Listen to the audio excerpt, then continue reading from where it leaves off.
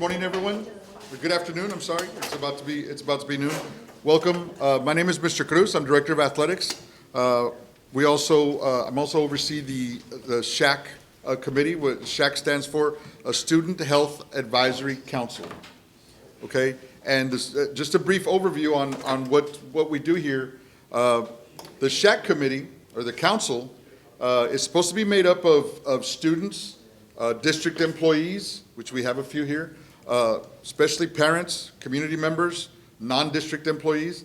And the main purpose of the committee is to inform our public, inform our students, inform our parents of programs that we offer, on things that we do to keep our students safe, to keep our students healthy, promote wellness with our students, and some of the programs that we offer.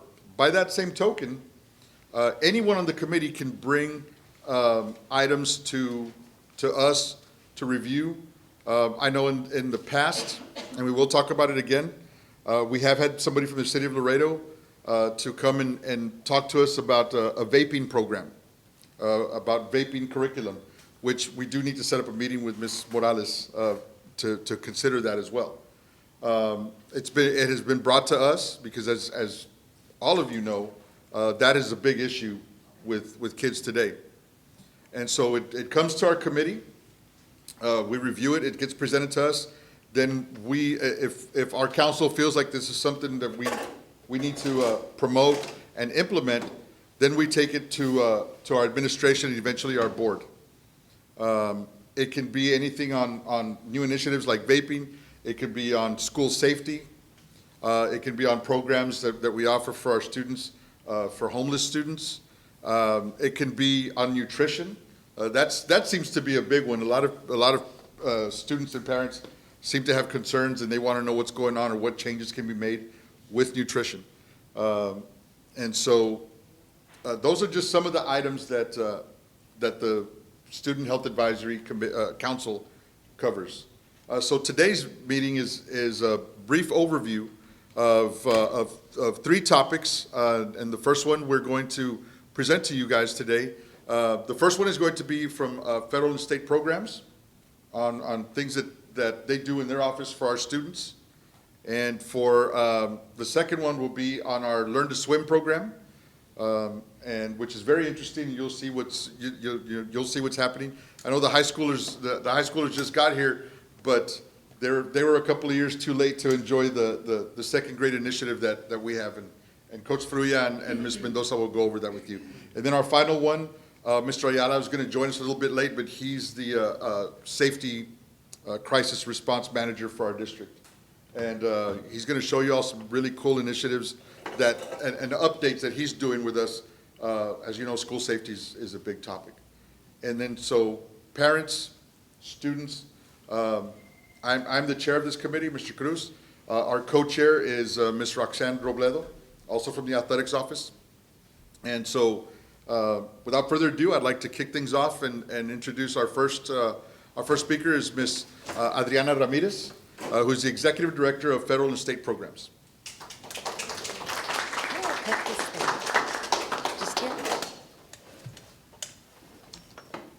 Okay. Hi, everyone. My name is Adriana Ramirez. I'm the Executive Director for Federal Programs. And in our office, we kind of have like many arms, you know. When you start talking about federal programs, we start talking about money, grants, and there's a lot of like a business side to federal programs. But with the money that we get through our grants, we are able to help students throughout the district. And not only students, but we also have an area in our department that is centered on parent engagement. Anything for parents and families as well. So the main goal in our office is to make sure that we are providing fair, equal opportunities and high quality education for all children. So our goal is to make sure that we are closing that educational gap for our students. We're making sure that they have what they need so that they can continue to be successful in school and that they stay in school and keep working, moving forward. Some of the programs that we have, McKinney-Vento, which is our homeless program. We do have a liaison, a representative that works in that area. We also oversee the migrant program. We oversee the foster care, which is actually a new program, really started to develop a couple of years ago, and it's grown. We do with state comp, with state funding. We also oversee at-risk, all the different students that fall under that. We have a Family Matters Resource Center, and that is dedicated to families and parents. We have the 21st Century CCLC. It's an after-school program, and we actually have two programs, one in the United South feeder pattern and one in the LBJ feeder pattern. And that's an after-school programs under grants. And then we also offer counseling services. So our McKinney-Vento program in migrant education, that is one of our largest programs. It's under Title I. And what we do is that we provide resources, education, as much as we can to support the students. It could be by providing them uniforms, undergarments, socks, transportation to school. Sometimes families, they have different challenges, and because of certain reasons, they are left maybe without a house, they had to move really quick. They might end up in certain areas at another district in Laredo. But if they're under this program, we will make sure that we combine services with LISD. We work together, and we have them bused to their campus of origin until their situation changes. And so we try to support them so that they don't have other challenges in school, that they continue and they're able to be successful. We offer resiliency counseling, not only during the school day, but also in the after-school programs. We have wraparound services. It's really where we go out and we'll go to their homes if we have to. We provide food, just different things, hygiene products, whatever it is that they need. Or we try to connect them with resources within our city. School supplies, we do that every year. Emergency groceries, sometimes families, different challenges, different things that happen. We're able to provide them groceries.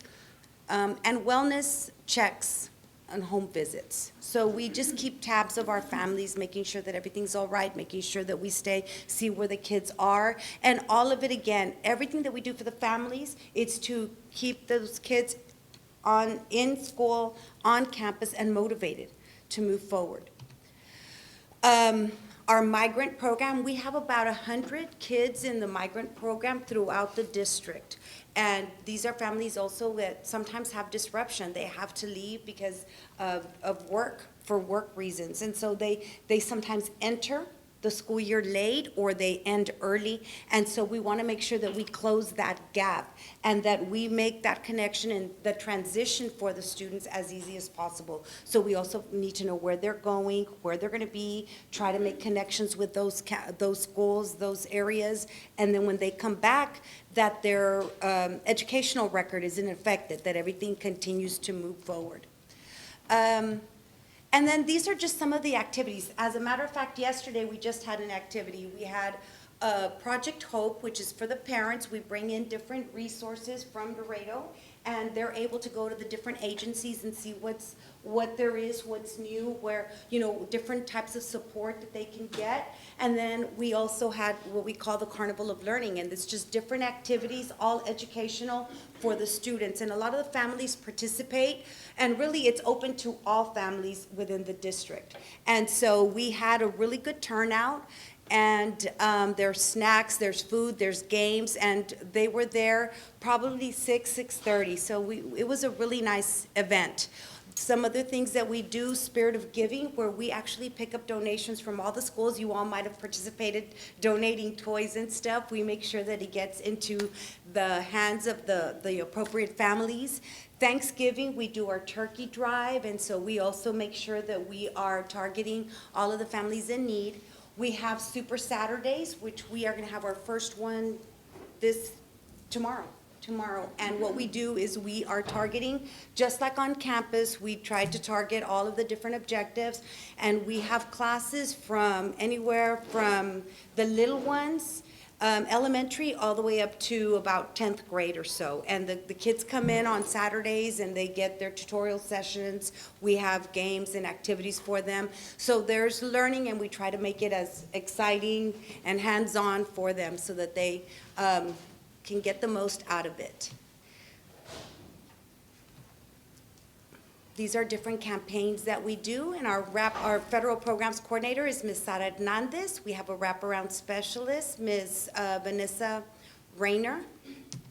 And we just continue to work with them. Like I said, our foster care program is also, we do the exact same thing with them. We kind of blend all our programs together, but we make sure that we're addressing all of the different needs. Family Matters Resource Center. That is for our parents, and it's really nice. It's on Highway 83, if y'all haven't had a chance to go. They're portables, but what we do there is pretty awesome, I think. We provide parent sessions throughout the year. We have at least 1 to 2 a month. And it's different things. We get feedback through our Title I survey, during conversations from the campuses. What is it that parents want? And our goal is to try to make sure that we're providing them skills so that they can help their kids when their kids come home with homework and stuff. We also want to provide skills for different trades, different things that they can also do and continue to grow as well. One of the things that has been really successful, this is our 2nd year doing it, we're providing ESL classes for our parents. We have parents right now that are about to graduate. They've taken their first ESL, they've passed the ESL level 1 and they're in level 2 now. And they're moving forward. We also offer GED classes so they can go back and get that GED and continue to move on.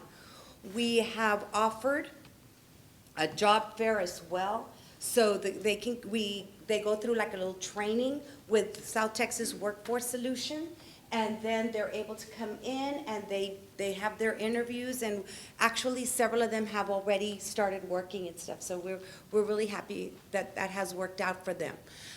We do have a very big event. It's our Parent Learning Summit. We do that yearly. It's usually in November. We have it at United High School. It's probably the largest place that we can get all the district in there. And this year, we did a legacy built through the decades. And we had, of course, a guest speaker and Judge Saldana. And then we had over 2,000 parents, families attend the event. So it's really nice because it is education. There's something for the parents to learn. There's also opportunity for them to ask questions. And that's what we need. We need that feedback because we can always continue to offer and improve. So that feedback helps us. We have UCOP, the United Council of Parents. We do a parent meeting 4 times a year.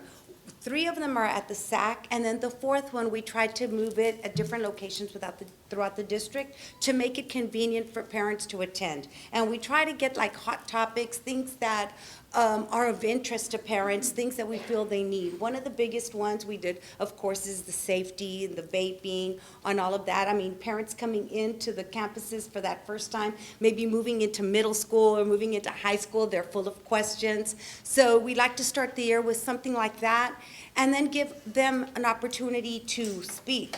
We also had Dr. Mateo Reyes that came in during the Diabetes Awareness Month, and he did a session for our parents. And then it was really nice. He stayed after about an hour just answering questions and things like that. So the parents that go, they really do benefit from it. I've talked about that. Moving forward. We have an array of sessions, Family Matters sessions. We had medical team that went into the family center. We've done yoga at the family center. We're also doing the cricket.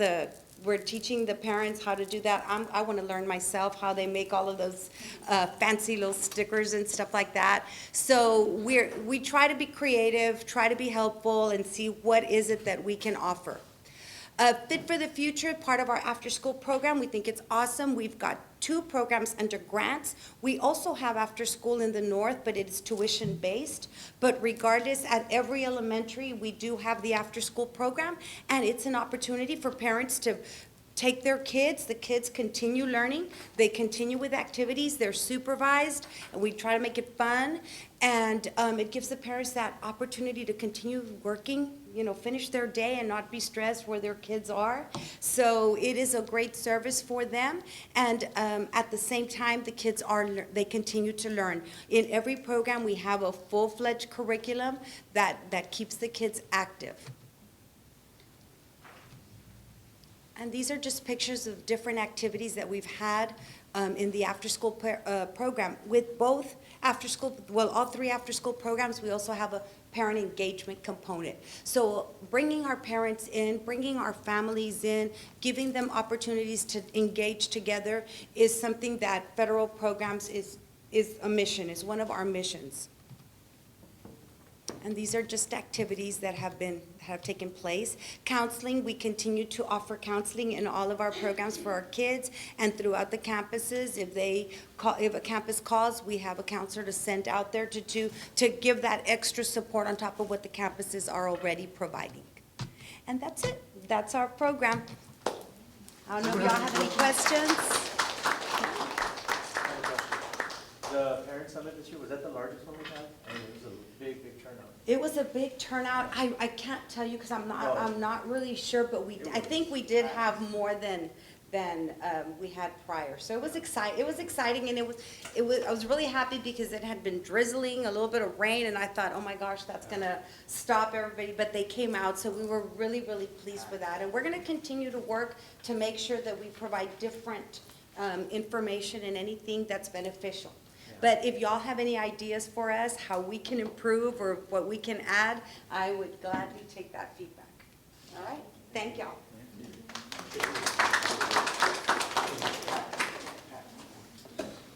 Thank you, Ms. Ramirez. I know Ms. Ramirez has another meeting here at 12:30. So we appreciate you, Ms. Ramirez. A lot of people don't know. They're not really informed on everything that our district provides, especially something like federal and state programs. We have been, I myself as Director of Athletics, I oversee all athletics, all sports, all coaches, grades, middle school and high school.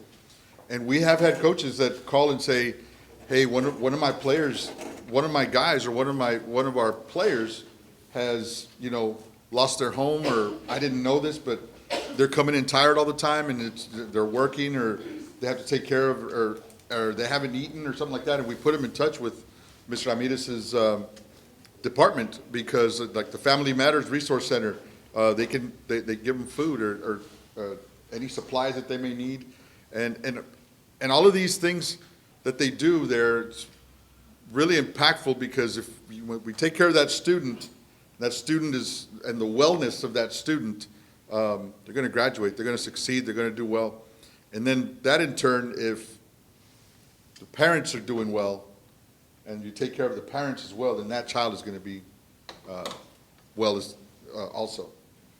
So it's just a lot of services that they do, and I do promise you one thing, in meeting with other athletic directors or other people from other districts, especially your more affluent ones up north, we're talking about Frisco, Richland Hills,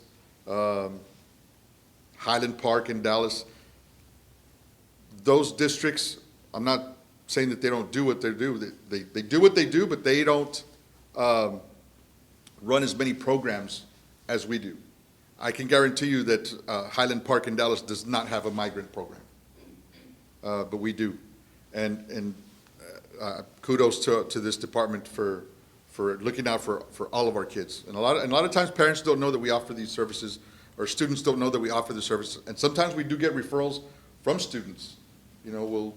Students will come and email us or say, hey, I know this family that's kind of struggling, you might want to help them out. But like Ms. Ramirez says, any questions or any ideas, any suggestions, please send them our way. Okay. The next presenter that we have which is our aquatic center staff. We're really proud of this. This is a brand-new building. It's about 2 years old, almost two years old. And after the meeting, if any of you would like to tour it, our staff will be more than happy to take you. Of all the things that athletics does, this is probably one of the proudest things that I've ever been associated with. Because yes, our teams are successful and we do compete for district championships and regionals and state. But what pleases me the most is I think you just saw it. I don't know if you saw some kids leave. Those were our special needs kids. That was special needs. We'll get kids that have autism in here. They'll come and do their rehab. It soothes them. And then we have our program that these two people here came up with, created, our Learn to Swim program. And that means that every second grader in our district, that's why I say you guys are a little too late when this pool was built, but every second grader in our district comes through this building and they learn to swim. They learn water skill survival, which is essential. That's what I'm really proud of. I'm not going to hog up too much time. And after this, I will have to excuse myself because I do have a meeting, like Ms. Ramirez said. But I'm going to introduce Mr. Sam Fruya. He's our aquatics coordinator, and his assistant, Janelli Mendoza.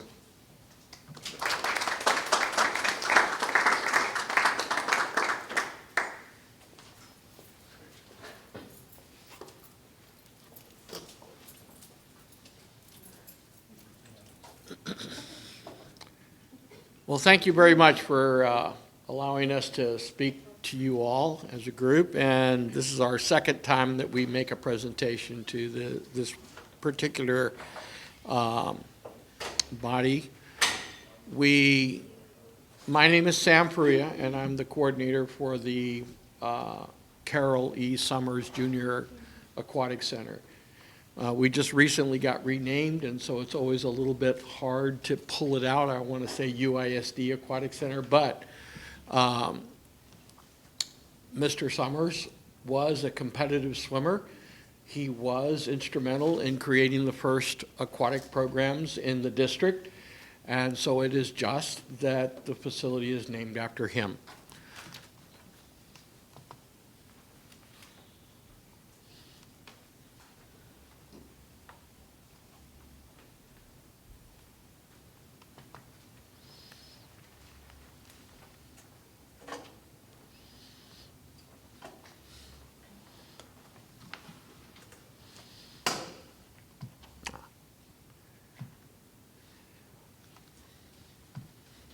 And now you know why she's my assistant, because she's the techno-savvy group of the two of us. Let's go ahead and go on.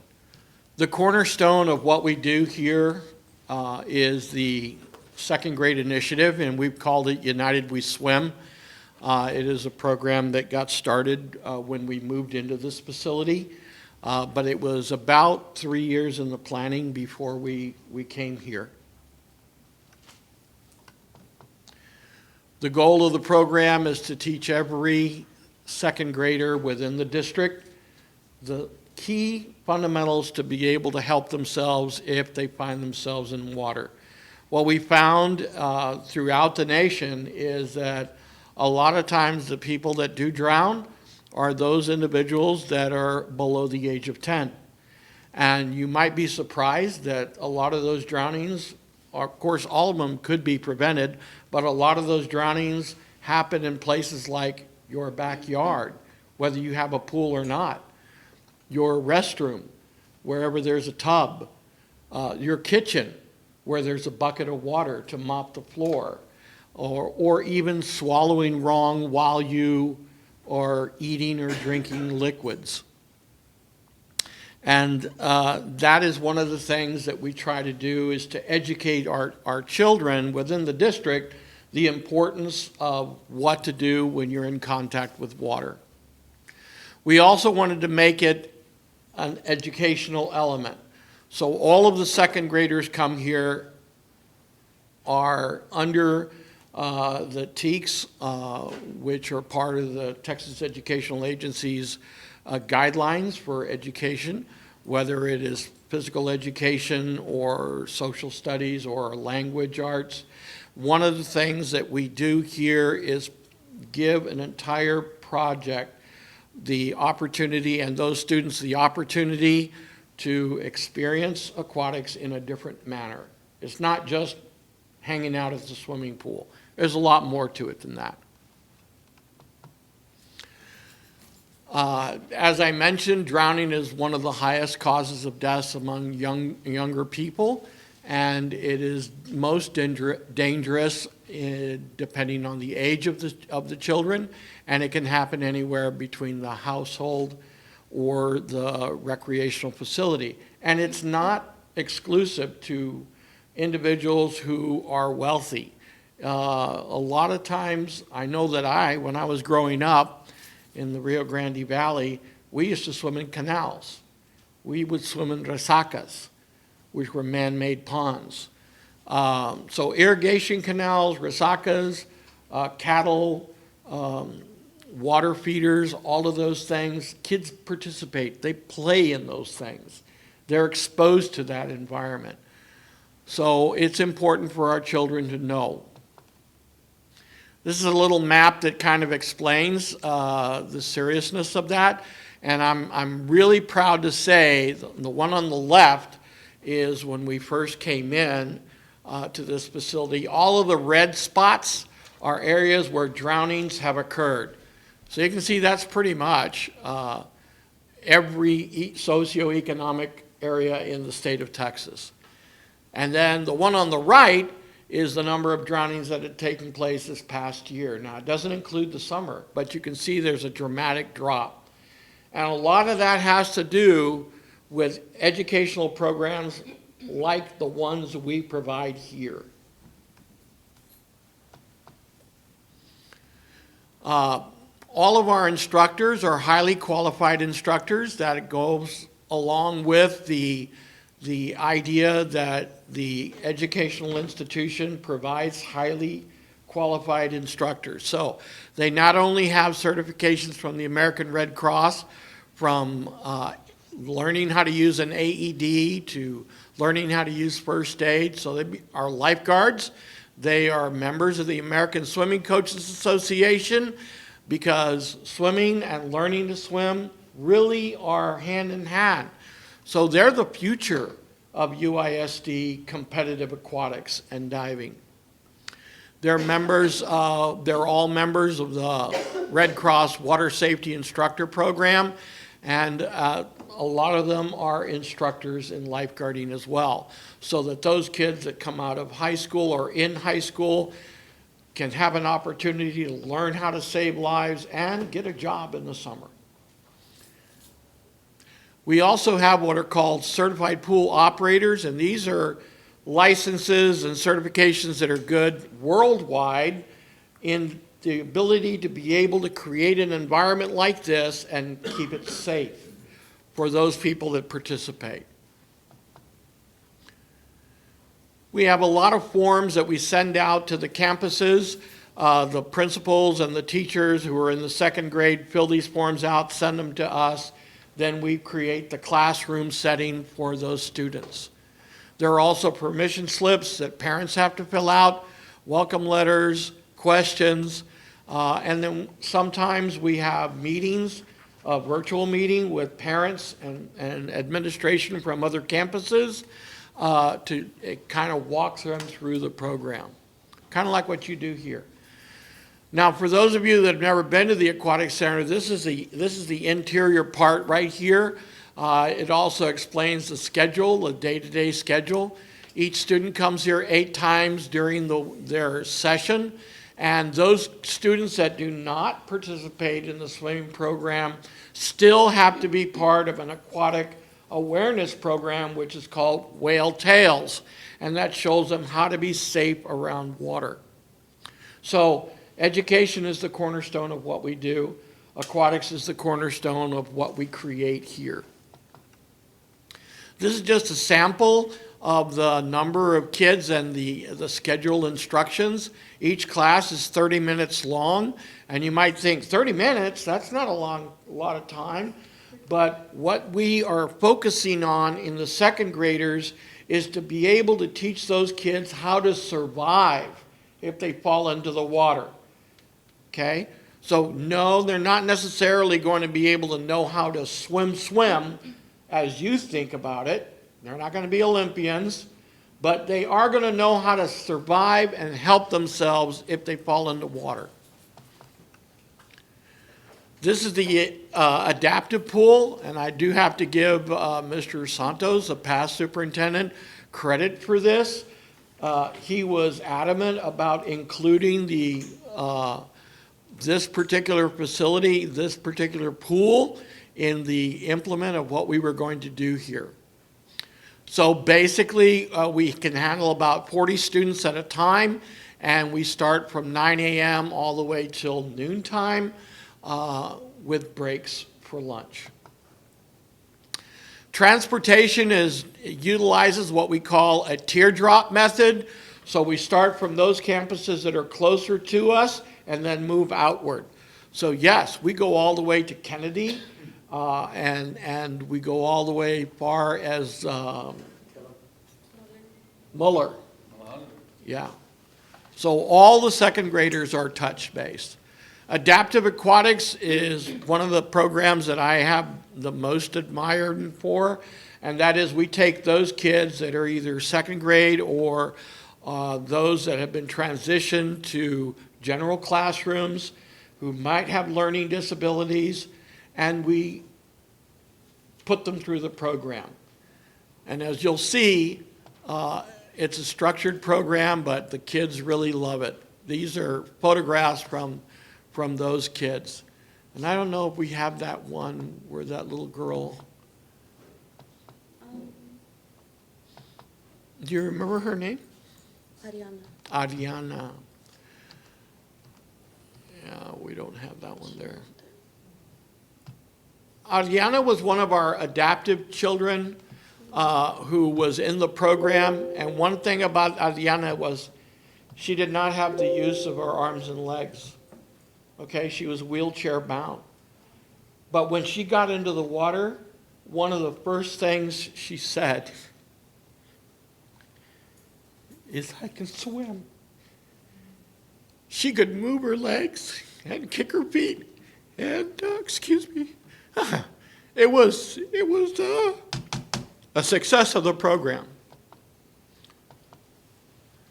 All of our kids get an awards, and they are recognized as they progress through the program from 1 through 8. These are some of our graduates. And that's our presentation.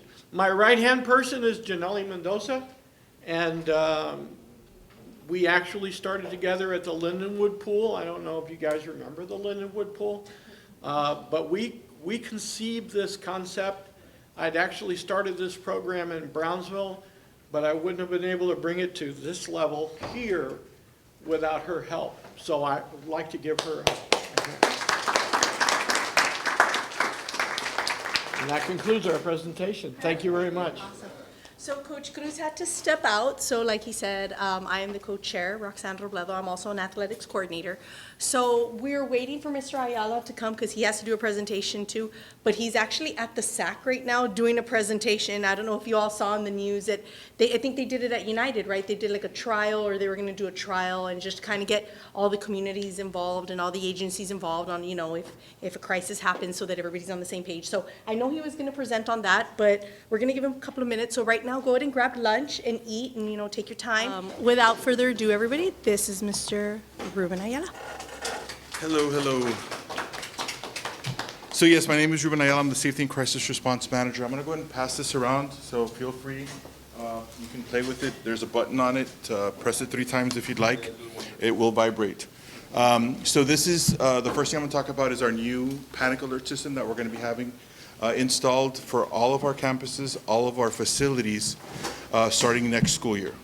Right? We're going to try to pilot it over the summer with summer school, but by next school year, it'll be fully active at every single campus and every single facility. That means central office, the SAC, the natatorium, fine arts, the athletic office, baseball field, softball field, anywhere you're at that's a district facility, this would work, and it will be for every staff member. So every teacher, every coach, bus driver, substitutes, everybody would have this, okay? And what this will do is there's two types of alerts that the person can do with it. The basic alert, or the help needed, is going to be 3 presses. And so that will do is say that I need help in my location. So what this system will do is actually, I don't know if I can find one here. The little white. The little white boxes. I know. There's one right there. So those little white boxes, please tell your friends they are not fake detectors. Nobody's getting recorded. We're not doing, they're for your safety. We've already had students try to hit them off a wall, and so they're to help. They're not there to catch you doing anything. So that is going to be what's going to be sending me the signal, right? So the basic one for the local health will be 3 presses. And what it'll do is going to send a signal or send a message to the local responders. So the responders at the campus. And so every campus will have its group of responders, which will be your admin, your principal, your assistant principals. Thank you. Your principal, your assistant principal, your police officers, the security vestibule, and your front office staff, right? They'll all get an alert. They'll get it 2 different ways. They'll get it through their computer, and they'll also get it through their cell phone. And so I wanted it both ways because cell phones, you know, on some campuses don't always work. And so that's why we wanted a backup. So those are the people that'll be getting the alert. And then what they'll get in the alert will be a map of the school, and they'll actually pinpoint exactly where they need help at. So it's based off of that device. So that's why we need those there. So if I pressed it right here, right now, not this one, but once it's activated, it would tell the responders for this area that help is needed in this front lobby, this front area, right? And so when would they use these? These are going to be used if, for example, there's a fight in the hallways. A teacher can just press and they can get help. They don't have to now go back into their classroom. They don't have to get onto the phone. They don't have to call the front office. Front office has to get on the radio. Then radio has to call. All of those steps get taken out. So now automatically the people that need to know will know automatically, and they can go straight to the threat or straight to the area that needs of concern. It could also be used for a medical emergency. So, for example, one of the stories they talk about is that they had a counselor. They had just installed this at a campus at a district, and the counselor went into her office, closed her door, and she was working. Well, nobody was bothering the counselor at that time, and she started to feel ill, and she was having a heart attack. So she pressed the button and was able to get help, and people came and were able to save her. It could be anything from a student having a seizure. A teacher can press it, and so they can still help the student while still pressing it instead of having to leave the student alone, go to the phone and make that call. So as soon as, and it also will notify the nurses as well. That's also a person that's a responder. So that's your everyday use. And so there are systems out there that are designed just for a lockdown. Well, we hope and pray that we never actually have to do a real lockdown, right? We've had to, we've survived it, but we hope that's not something we have to do regularly. So that's why we wanted to get this system, because we have multiple uses. We have the everyday use, which would be that, and then we also have the lockdown mode. So the lockdown mode, there's a special number you keep on pressing. The way you know that lockdown mode works, so for the 3 presses, it'll vibrate in your hand, so you know you made the call. For the multiple presses for a lockdown, every one of those beacons will start flashing red. They'll start chirping. Every IFP that's in your classroom, all their flat panels, they'll be taken over automatically, and it'll say lockdown on it. Everybody's desktop, if it's a desktop, it'll automatically be taken over and it'll say lockdown. The PA system is what we're working on right now to integrate. So the PA system should automatically say lockdown. So in the past, if it was a real lockdown, that means you had to get a person that's in a stressful situation, get on the phone, press the right buttons, and then call out lockdown, lockdown by the time they also have to get to that phone to start off with. So now as soon as you press it and you keep on pressing it, it'll do all of that automatically. Nobody else has to do anything. And it'll also give you the notification of where it's at. The final spot, or the final thing will be, it is also connected through cellular to our dispatch. So our police dispatch will get notified, they'll vet it, and if they need to call 911, they will call 911. So that's the other part. We can get it directly to 911, but right now we're working with just our dispatch, and then we'll see if we need to get it to 911 straight. So that is the new system that will be in place next school year. And it's all designed just basically to keep all our teachers, students, and staffs as safe as possible. Does anybody have any questions on this? I do have a question, and I guess it goes hand in hand with that. Are they gonna mandate clear backpacks for school next year for the students? So that is still discussion. We had our CNA meeting yesterday. It's still a topic that's being presented to the board. I know they've done some surveys with parents and staff. It's favorable. It's something that they are considering as doing the clear backpacks. Another thing for this, just kind of a couple more details about it. It's a one-button activation, so there's only one button. There's other systems out there that have two buttons, but I thought in a stressful situation, you're not going to remember, do I press the right button or do I press the left button? So it's just one button. The immediate notification, and also the other thing is it's total facility. So that doesn't mean that you have to be inside the building for it to work. You can be anywhere in the fence line. So they're posted, I don't know if you can see that pole right there, there's one on that pole as well. So if you're in the parking lot and you saw somebody coming in with something that they're not supposed to be having, and you're in the parking lot, you can put this whole area into a lockdown without even being inside the building. Okay, so in your campuses, it'll be the entire fence line. Now, if you go to Stripes, if you go to Whataburger, it's not gonna work there, right? But it will work within the fence line. So in the parking lot, it'll work as well. If you're any athletes, if you're on the sports, if you're on the football field, baseball field, softball field, it'll work out there as well. Our coaches will have access to them, and they'll be able to call for whether it's medical help or if they see something that shouldn't be happening. So it's total facility coverage. Location actually gives you the location and then the audio and visual notification. These are the other things. So if you're high school, you've seen these at your campus. We're working on making sure that we get everybody trained up on how to use them and when to use them. We made a pretty big investment, and the biggest reason why we did this was because there's two things that triggered this. So the first one is football games. So at our football games, you have so many people coming in, and we had no way of checking. We had our clear bags, right? But that didn't mean we didn't check them, what they had on them, right? So what this device does is it allows you to walk through with your backpack on. You don't have to take anything off, and it will detect whether you have a weapon on your person or in your backpack without having to divulge or to open it up and to get searched. That was one of the main things that we did, reason why we started to look at these, was for the SAC. And so now at the SAC, there's 3 on the home side, 3 on the visitor side. We just got them a new one so they could do that. 1 in the fine arts, and then they can use this one as well and bring one over here for this events here as well. All our high schools have them.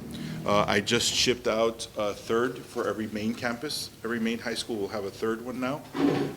And then 9th grades have 2, and middle schools have 1. Okay. Middle schools, it's a little bit tougher because you guys come in through all over the place. Elementary, it's impossible because they come in through every single door. So, well, many entrances too, I was gonna ask about that. so it kind of depends on the high school. So like, for example, United is an easy one because nobody should be coming in through the other entrances. Should be, right? Those should be locked and students shouldn't let anybody in through those. You have 2 main entrances. You have the front and the back, so now they have 2 at the front and 1 at the back. They just started that and it flowed a lot better yesterday. What else? But the difficult ones are Alexander and South. Those to me are the most difficult. LBJ actually figured it out. They have them outside. So the great thing about these also is they're indoor-outdoor. So I don't have to have them inside. I don't have to have them covered. If it's raining, that's fine. There's nothing going to happen to them. And so they can be indoor-outdoor, and they're fine with the weather. But Will it damage Chromebooks or any type of device? they won't damage the device, but so it's designed to pick up a weapon. So if you look at a Chromebook, the back spine of it, where it opens, is the shape of a barrel. So that's why we have to take our Chromebooks out, because it's gonna think it's a weapon, because it's the shape of a barrel. Same thing happens with umbrellas. And if you're a student walking in and you have, there's a few things that I've seen that will set it off as well. Binders, you're 2 and above, I think 1 inch should be fine. The 2 and above, because it's got the long piece of metal on it, so it's, it's like, I'm not sure what this is, and it's got the rings, and so it'll detect that. I've even seen Altoid tins because it's metal and metal and it's hollow in the middle. I've also seen a student had Humex, those metal, but only one of them through was fine, but once they put two stacked up, it would set it off. So that's what they brought for their breakfast. There was orange juice and it was in those bottles, and it's metal and it's cylinder shaped, and so it'll pick it up. So there's a few things here and there that we have to work through, but it's a matter of training our students. Right now, the best campus that we have in use would be Clark Middle. They use it on a daily basis, process anywhere from 400 to 500 students in the morning with no lines. And so far, the best recorded date, they only had 3% alarms go off. So that means 3 out of every 100 students had to get actually their backpack checked. Everybody else just walked through. So it's a matter of training, and that's all it is. The more you use it, the better you're going to get at it, the more students will understand how to use it. We have a little video here. I'll show you. Let me see if it'll play it. It'll probably ask me to download.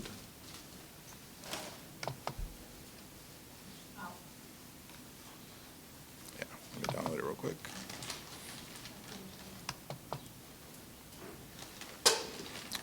So just while I'm doing this, so that you know, for the safety department, we're required to have 3 safety committee meetings every year. And so that's what we're doing right now at our other committee. And so we bring in a committee just kind of like this one. We have parents, we have students, no students in this one. We have parents, community members, law enforcement, and different agencies, and we have them bring information. Today we learned about pipelines, mostly gas pipelines within the city, and then also went over our audits. I'll talk to you all a little bit about that as well. But that's why I was finishing that up. Where did you go?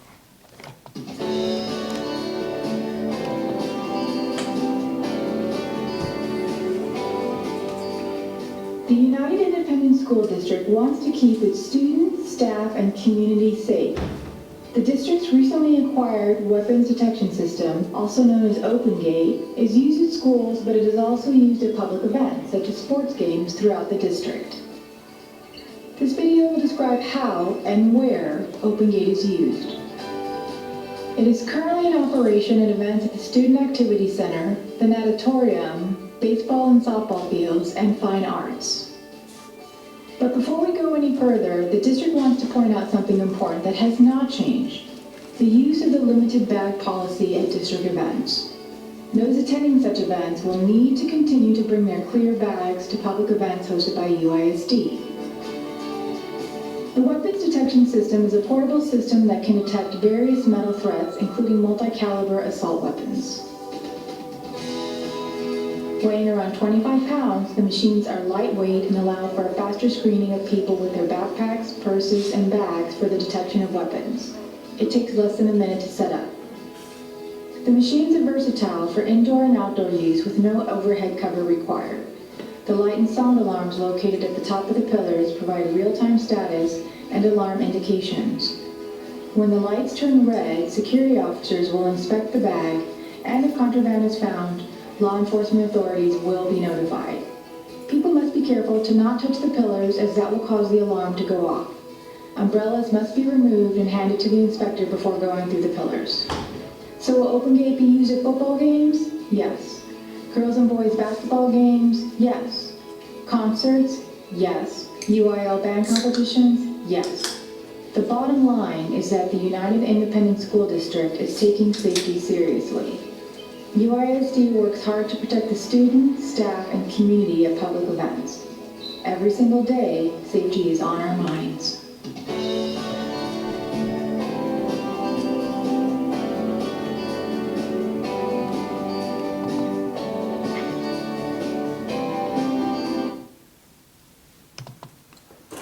So those are our weapons detectors, and so that's what we're using on our campuses and at all our events. Of course, at the elementaries, we still have the metal detectors, and we still have all that. We have our visitor management systems, and we do all of those things. Another thing that I kind of wanted to go over real quick is just our standard response protocols. So the I Love You Guys Foundation is where we get this from. Does anybody know about the I Love You Guys Foundation? And how it started and what it is? So there was a family, mother and father are the ones who started this foundation. They had a high school student, and it was in, I believe, in Colorado. There was an active event, and the last thing that their daughter texted them was, "I love you guys." So after that, they started this foundation. It's everything that they do is for free. And these protocols, the reason why you learn this in school is because what they decided was there's a lot of people trying to communicate, but they were all using different language. They're all saying it's a code this, it's a code this color, this name, whatever it was, but they wanted something to be standard. And so they met with a lot of, they met with FBI, they met with Secret Service, they met with everybody, and they came up with what is the best practice, what is the best thing to do. And so what they've done is they've come up with this general language, and this is why we teach it to you at school. This has been adopted by schools all over the nation. In Laredo, UISD uses it, LISD uses it. And actually now, part of what I also do is we work with LC, we work with TAMIU, and all our agencies that are here in Laredo for law enforcement.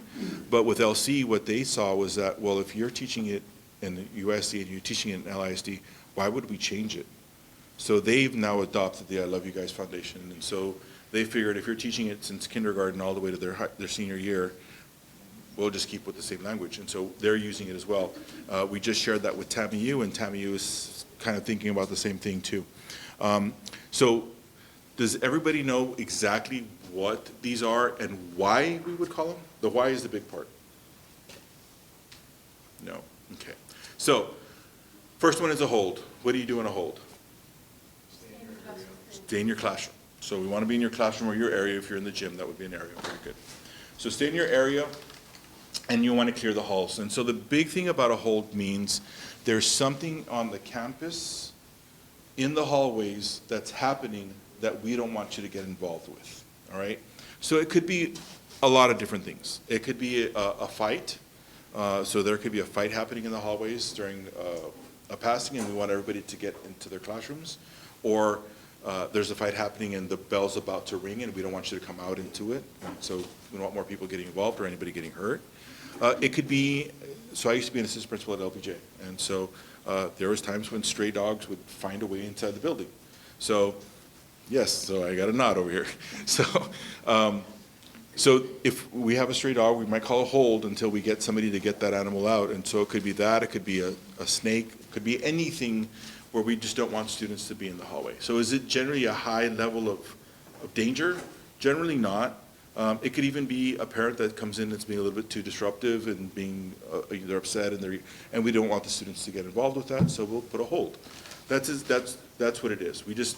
Now, the important part is that if you're in a hold, you can't go out to the restroom, okay? Because we don't want you in the hallways, because then all the student has to say is, well, I need to go to the restroom. So my friend's in the fight, I'm gonna go out there, right? So that's one thing about a hold. Now, secure. Secures are actually generally called from outside law enforcement agencies that will call us, and they'll tell us, this is happening, you need to put your campus on a secure.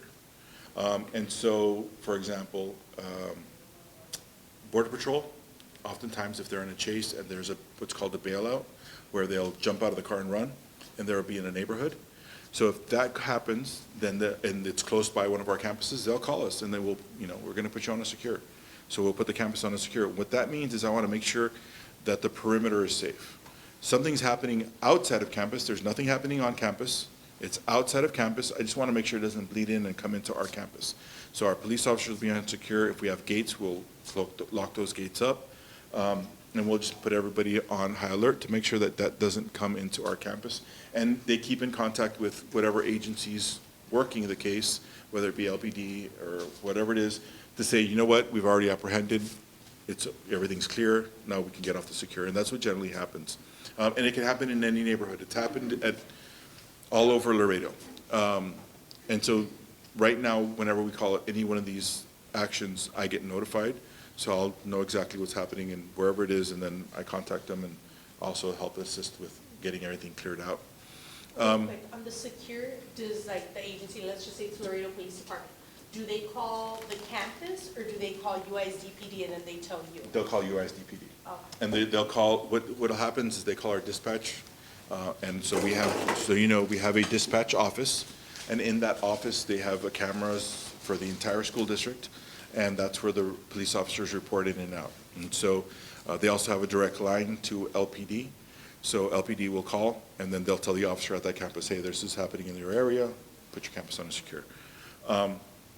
And there's also other things that happen, so it could be that they're executing a warrant, and they're doing it during school time. They usually try not to, but if they do it during school time, they'll let us know, hey, we're going to be a block away from your campus. It's a dangerous individual. We're going to be executing a warrant. Put your campus on secure.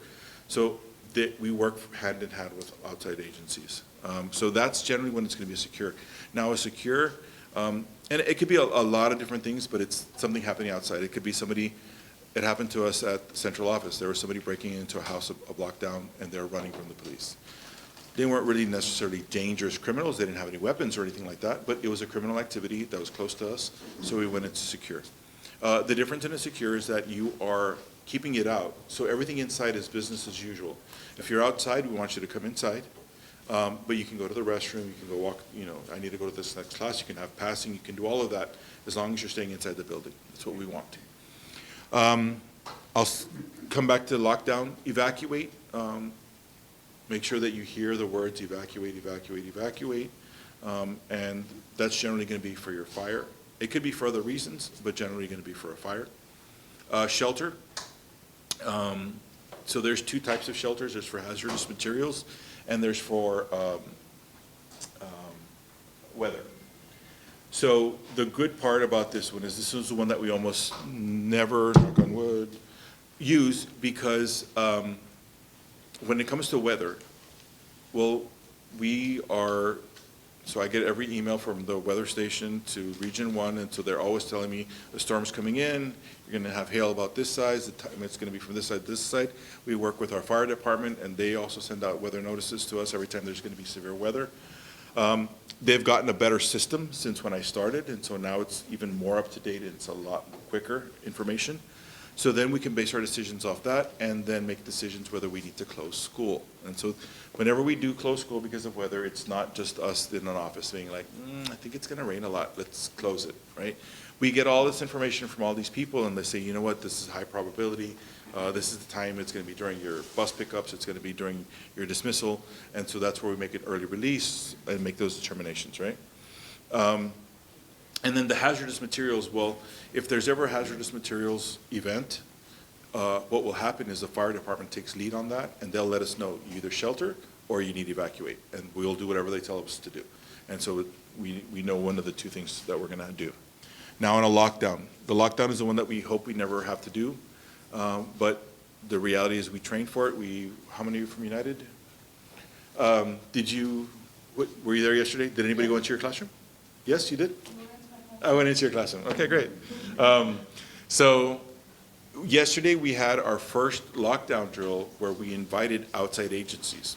So just to give you a few, we had our UISDPD there, we had Laredo Police Department, we had sheriff's deputies, we had DPS, we had constables, we had FBI, ATF, and fire department. All come to our campus and see us go through a lockdown drill. And it was a regular drill like everything else. There was no, we actually were able to have the officers see the passing period before. And basically because we wanted them to see the high volume of students, how many students are actually coming through our hallways during that passing period and what the campus motion looks like. It depends on where they went to high school and how long ago they went to high school that they would remember. And if they didn't go to United, every campus is a little bit different. So we wanted them to see that first. Then we went into the drill. We actually walked them through the hallways. They got to see how we numbered our hallways, how we numbered our exterior doors, how to gain entry to our campuses, how to gain entry into our classrooms. And so those are all things that they really never get trained on. They get trained on a threat, and the training they go through, it's called alert. There's a threat, and this is how I'm going to go through a school or go through a building addressing a threat, right? but they don't know what we do as a district and what our protocols are. So that's where the disconnect was, and that's what we're trying to fix, and that's why we're bringing them in, so they can see what it is that we do and what it is that you do, and how we train you guys, and where you're gonna be in the classroom, and how you're gonna be in the classroom.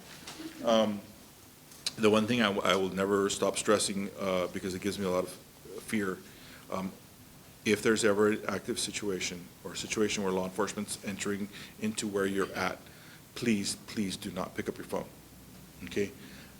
We want you to have your phone, put it in your pocket, put it on the table, stuff it in your pants, wherever you need to do, but just don't have it in your hands, all right? In a stressful situation, if they're not sure what's happening inside that classroom, and you come up to an officer in the dark, and you do this to them, they don't know what you have in your hand, right? It could be that you had that shiny case, and the shiny case caught some light, and it's a bright light now at their face. It could be that somebody sends you a message, and you had your light to be with the indicators, and that goes off right when they're coming in. That's what we don't want. We want to avoid that. So cell phones, I totally understand. Yes, you want them, because we may need you to make a call later on, and we need you to contact somebody, let them know that you're fine and everything's okay. We will want you to do that. But at the same time, at that moment when that is happening, that phone needs to be put away and not be visible, okay? So it was a really good situation. We had about 40 different agents come in, a lot of good feedback, and they got to learn a lot. And so there was a first one, and we're going to continue to grow it and continue to go to other campuses. So do expect that. They're not doing anything else there. They're not going to arrest anybody. They're not going to search anybody. But it was really good, because you could see how many of them had been experienced in being in a campus, and how many of them never been onto a campus. And just to see how you guys were lined up in the classroom, where you were away from the windows, and that you couldn't be seen, that all the doors were locked. We also showed them, so by law, we are required to have all our exterior doors locked. So that's why all your exterior doors are locked. That's by law. As a district, we decided to do the interior classroom doors to be locked. Anybody want to give me feedback on the interior classroom doors being locked? Good, bad, say it. I'm open. Yes. It's, of course, low, I think everybody agrees, low and convenient, but I think when it comes to safety, it's definitely could make a big difference, and especially with the incident that happened at Alexander, I'm sure we're all familiar with. We know full well that if there were ever be a situation, I'd more than satisfied that the doors being locked would definitely help out. So, it was tough for me to get that to go through, just so you know. There was a lot of pushback, and understandably, I used to be a teacher as well. So I was a teacher, coach, academic coordinator, assistant principal before I came here. So, yeah, you're teaching, somebody's knocking, ringing the door, but whatever it is to get them back in and open the door, I understand that it is inconvenient. It does take some time from instruction, right? I see that from the instruction side. But in all the research that I've been doing, so in an active event, there's never been a person who's breached a locked door. What I mean by that is that they've never actually broken a door open that's locked. It's a matter of time. They're going to see the doors locked, they're going to go to the next door. They're going to see the door, they're going to go to the next door. They're not going to go and waste their time trying to open and unlock a door, right? There has been times when the window is a vulnerability, and that's why we asked you to stay away from the window and stay away from that. And that's why you also turn off your lights, so that they can't see that there's anybody in there.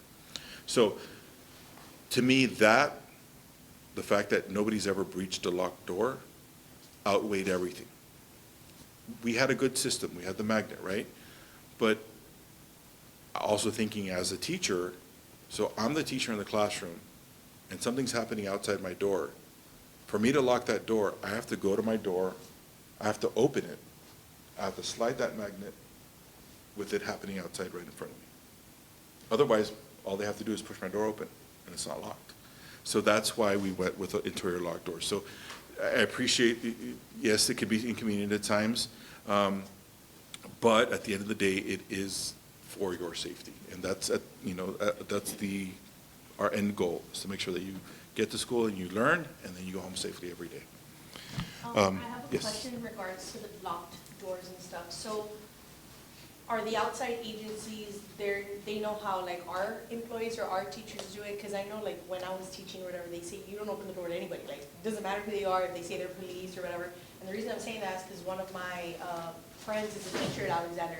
She like barricaded the door and everything, and they were yelling at her, open the door, open the door. She's like, no, no, no. So she ended up going like a verbal argument with, outside agencies. And she's like, no, well, how do we know? Like, so in a nutshell, she was just like, I'm just doing what they've taught. Talking So to do they know? So they don't, and that's why we're doing what we're doing. And so that was one of the biggest things that we saw, was that they didn't know how we train our teachers. So we train our teachers, you don't open, our students too, you don't open the door for anybody. It doesn't matter what you say you are. And as law enforcement, they're trained, if I say I'm law enforcement, you better open that door for me. That's how it would happen out anywhere else in the community, right? They go to your house, law enforcement, you open the door for them. If not, they're gonna break it down. But in these, this is how, and so it's teaching them that. And and just letting them know that we have an alternative and we have a way for them to enter the door without having to do that. And we have that process. And so it's showing them how that process works, where they can get that access and who they can get that access from. So that's why we're doing it. Yes? I know, like, during the incident at Alexander back in February, I can talk for my teacher, and I know a lot of my friends' teachers also, they just didn't answer. Like, the teachers were with us in the corner. They wouldn't answer. And I think eventually the police or whoever's opening the door had to go to the front office and get the master key. Yeah. to open the classroom. Is exactly what happened. And so we learned a lot from it. And so one of the things is that those keys are available for law enforcement, but we never could fathom that we would have that response. So we always assumed maybe 5 teams coming in to address a threat and to clear a campus. I want to say they said there was about 15 teams clearing. So imagine we would have needed 15 master keys for them to be able to have each team have a key to be able to open doors. So we had never imagined that we would have that many agencies, that many officers, which I'm very happy and I'm glad, and it gives me so much reassurance to know that they are going to respond and they're going to show up and they're going to do whatever they need to do to make sure that you guys are safe. If you saw it and you witnessed it, you saw the intensity, you saw they were ready to go. It wasn't like we do our normal drills. Everything's very calm. Everybody okay? Everybody good? All right? Knock on the door, rattle the door. No, it wasn't like that. It was intense, right? And so it was probably the best worst case scenario, is what I like to call it. I would have never been able to set up a drill, design something to be that real. There's just no way. And to have that many people come into our campus to be able to assist us, there's no way I could have set that up, right? So we did learn a lot from it though, and so that's what we're working through, and this is why one of the things we're doing is having these trainings now where we bring the law enforcement in, I present to them, we go through the lockdown, they get to see it firsthand. So that's what's happening before they arrive, and so that they can see what's happening before they get there. Yes? So will all outside law enforcement have a master for the classroom? So it's, let's see, how can I put this? They will have a means to get into the classroom, yes. Oh. Yes. I can't really go into, there's some specifics that I can't really share, but there will be a way for them to be able to get into the classrooms, yes. And that's what we're showing them right now. Yes. Sorry. No, you were mentioning about the doors closed. Yes. Like I work at Elias Herrera, and our campus is really different because we're an open campus. So we have the outside Outside doors, doors. the inside doors, and we have I have to give the substitutes a Key key. card. And I ask them for their keys, they get upset, like, none of the school asking for my car keys, but I'm giving you the Key keys to the school, yeah. So, yeah, for us, it's kind of, because There- there's so many doors, you need to open them. That is one of our most difficult campuses to secure. And so we've gone to the extent of this. So if you notice in most campuses, you have those door swipes where you swipe the key card and you can get into the campus, right? At their campus, every single area is an exterior building. So at each hallway end, there's a key card entrance. But there's no bathrooms in that hallway. So they have to go out to go to the restroom, and then they have to come back in. Well, it's a key card, so so they actually have to use key cards, and the key card will specifically only open that one door. So if a student goes to the restroom and then tries to go to another hallway, they can't get entries. They can only go back to where they came from. So that's how much we've invested, and we've put into trying to keep that campus secure, because it is very, very unique. So, that was a campus that I went to high school in. That's the campus that I taught in for 12 years and coached. And so we've been there, and it is very, very unique, because it does have all these separate buildings that have open areas. So that main breezeway in the middle, that's considered an open area. So every door that's on that side also has to be locked and closed at all times. It's an exterior door. So it is a very unique one. And so they have special things that we have to accommodate for them, but we've done it. And so we're trying to do it for every campus. And so every couple of weeks, I get a phone call with something new that comes up, and I'm like, okay, let me go check that out, and we'll figure it out. And that's what we do. So drills are conducted to practice the protocols. Interior classroom doors are closed and locked while in use. Also, this is also very important. If you go to our district website, there is a Keep UISD Safe tab. And so there's several things that you can report here. For me, it is the one that I get the most is a report a threat, okay? So if there's any information or anything that you see here, somebody's talking about, and it's a threat, you can go on there and anonymously report what's happening. And as soon as I get it, it goes straight to the police chief, our administrators in charge, and we get everybody that needs to get on it. Whenever we do have a threat, just so you know, we will investigate whatever the threat level is, and we'll generally do a home visit and actually try to go into the student's home with parental permission. And then we do a whole bunch of other stuff too, right? So we'll do a behavior threat assessment, and we'll offer whatever services we can as well. So that's my big one. The other ones are also there available: report bullying, report a safety concern, and also the Title IX report. So those are all there. So you don't even have to go into that tab. I actually asked them to put the report a threat on the main page. So all you do is go UISD.net, it's on that main page. It's a Google Sheet. All you do is you fill out the information. You can put your name if you want to. The more information that you put, the better it is for us, the easier it is for us. So I even had a student report a threat that he had seen online, but he couldn't figure out how to upload the pictures. So he asked me to email him. So I emailed him, and he emailed me back all the pictures of the things that he had been seeing online. So that we were able to then address that concern. And for parents, just so that you know, whenever there is a report of a threat,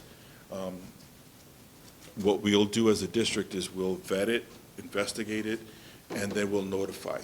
So we will notify through Parent Square. What we do is called a Smart Alert. So the Smart Alert will go out through phone, text, email, and through the application. And it'll leave a voicemail if it's a phone call as well. So, and it will go out in the language that you prefer. So if you set up your Parent Square to be into Spanish, the message will be translated into Spanish, and you'll receive it in Spanish. Okay. Or actually, I think any language. I think we did one in, I think it was Vietnamese or something like that recently. So whatever language you have posted there, it will translate it into that language. Any questions? Yes. I have a comment. I know when we brought it in the football season. Yes. You don't know. I think the first time we put it on, we're like, okay, no big deal. We've always had metal detectors. The first game we had, I can't remember who was playing, but we picked up 6 or 8 guns that game. Yeah.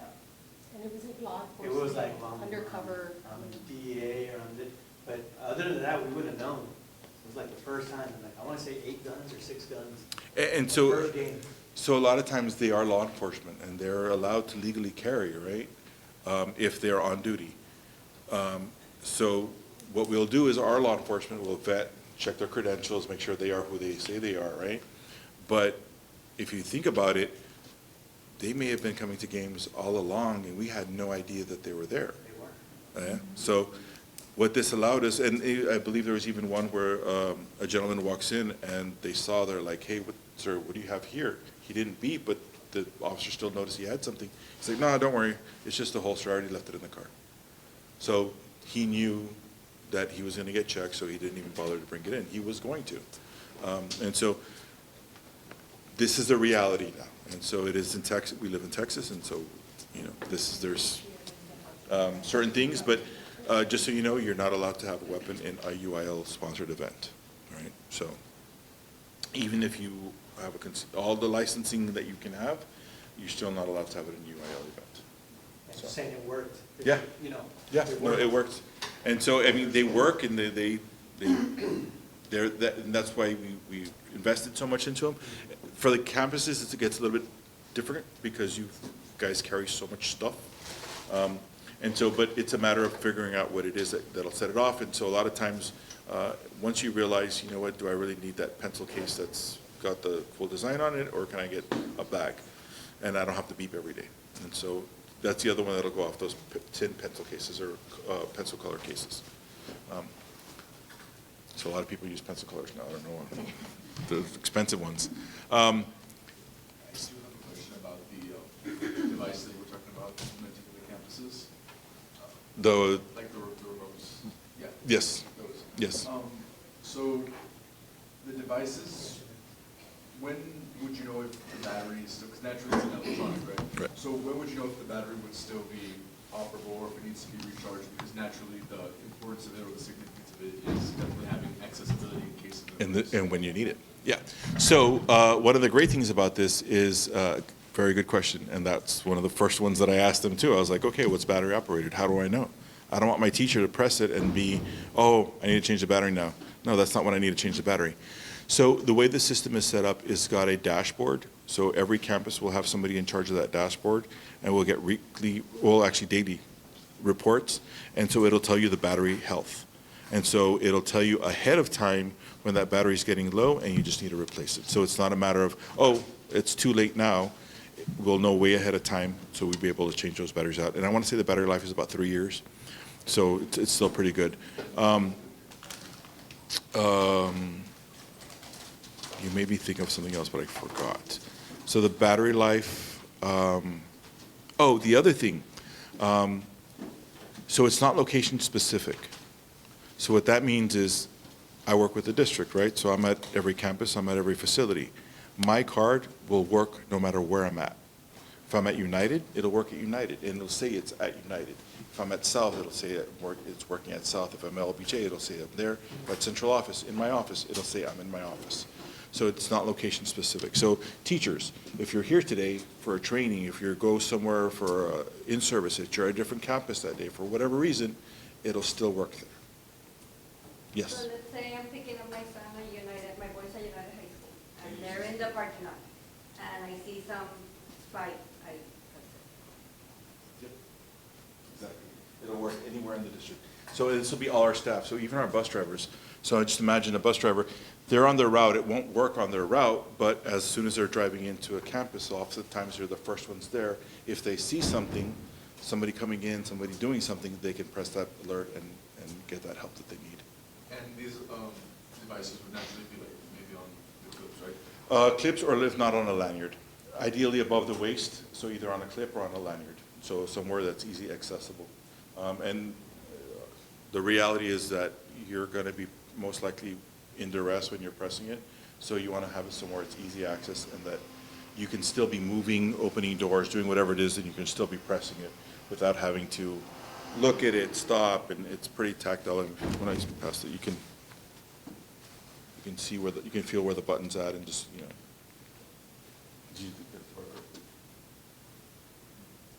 And can any staff member initiate a lockdown? Any staff member can initiate, even a substitute. So we'll train our substitutes before they go, but if a substitute's there, they'll get one of these when they check it in the morning, and so they'll have access to it as well. Yes? Will the custodial and the staff have every single staff member for our entire district. I want to say it's about 3,000 or 6,000. It's a huge number. I don't remember. I think it's 6,000 staff members. Every single one of them will have it. 6,500 staff members will get one. So, and even, I mean, the person, even our field crews, our staff that cuts the grass, they'll have one too. They're outside, they're the first ones to see anything happening coming into the school. So they'll have one. Our tax office, our shipping and receiving, those guys go out to different campuses and they're always dropping off and delivering things. They'll get one as well. All our curriculum instruction, every single person will get one. So, and we'll have extras for our subs when they come in. So every campus will have a stash, a set specifically for substitutes. The other great part is that, say you lose it, all they have to do is report that they lost it, it gets deactivated, and then nobody can use it. So,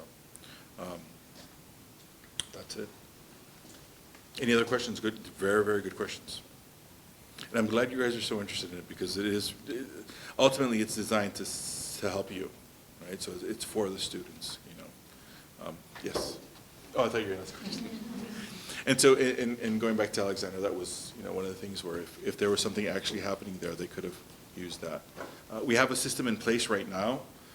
It meets all the state requirements. The one thing that the state asked for us to do new was to have a panic alert button. But there are multiple ways to achieve that requirement. So the simplest way is to have it on your cell phone. So you could, on your cell phone, have a button where you swipe an app and you open your phone, get to the app, open up the app, punch in a code, press a button, and then you're in a lockdown. Way too many steps, one. And two, you know how cell service is in our campuses.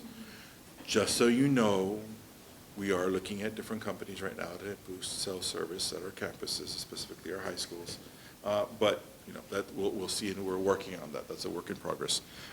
Yes. Oh. So for that device, how would you know how many times to press for like a lockdown, or if it's for a fight? Or So it's always going to be 3 presses, anything local, just in the campus where I need help where I'm at.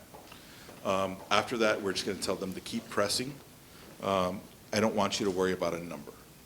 After the 3, you just keep pressing for the teachers. And that's one of the great things about this for the teachers. The training is press it 3 times. Okay, keep pressing it. That's it. That's all they have to know. They don't have to go into an app, download this other thing, look at this, how do I do this, and where do I press, and do I slide this one or not that one? Would it be okay if I could get a photo of the device? Thank you. So yes, and those go to that, and so please let your friends know we're not, I've already heard stories, teachers are like, come outside of my classroom, I think they're recording. Or I know there's a student that was distraught in a campus recently because he came to the teacher and he was like, ma'am, they're videotaping us in the bathroom. I think it's because there's been a lot of fights. It's like, no, we're not going to videotape anybody in the bathroom. But they saw one of those in the bathrooms and they didn't know what it was. So just so you know, let your friends know, those are there just to help you. It's for a case of emergencies. It's not for anything else. The other question that came up a lot, and so was especially for staff. So there are different companies out there, and one of the companies that was making an offering to us basically let me know that it was used to track, and actually it was actually they're providing cards for students, but what it would do is it would track everywhere you were at 24/7 while you're on campus. So at any point, if I wanted to find you, I would just put in your ID and it would give me the dot where you're located. Or I could look into the map and I can see there's 20 kids in room number 1, there's 30 in room number 2, teacher A is in teacher B's classroom. I could see where everybody was at. These don't do that, right? So I didn't want to get into issues about, well, my privacy and you're tracking me. We're not doing that. The only time it's going to give you a location is when I activate it. And if you notice the other question, the other issue with other devices was looked more like USB drives, and they had a button that was raised. So you slide it off, and then you'd have to press it. But if it slid and it was in your pocket or hit here, I was like, it's going to be way too easy to set off accidentally. So this is a little bit more like I can do that. I'm not pressing it at all. It's not clicking, and you can feel the tactile click. That's not going to set it off. Nothing like that will set it off. You actually have to press it. So, any questions, anything else? I appreciate it, guys, and try to get this information out to anybody, to everybody as much as we possibly can. So, thank you. Sorry.